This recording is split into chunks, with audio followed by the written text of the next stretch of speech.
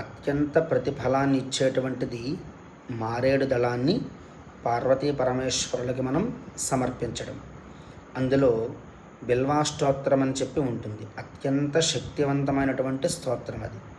ఇందులో మొట్టమొదటి శ్లోకము త్రిదళం త్రిగుణాకారం త్రినేత్రంచ త్రియాయుధం త్రిజన్మ పాపసంహారం ఏకబిల్వం శివార్పణం.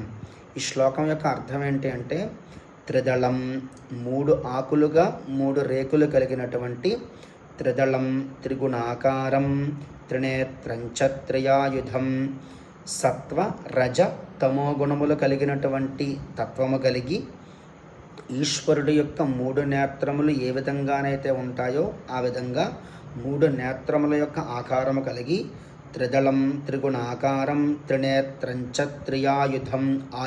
ఆయుధం అంటే ఏంటి అంటే, మనము 3 జన్మల నుంచి మనల్ని వెంట తరుముతున్నటువంటి పాపరాశి ఏదైతే ఉందో దాన్ని దగ్ధం చేసేటువంటి శక్తి కలిగినటువంటి ఆయుధం.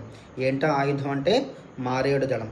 త్రిదళం త్రిగుణాకారం త్రినేత్రంచ త్రియాయుధం త్రిజన్మ పాపసంహారం ఏకబిల్వం శివార్పణం.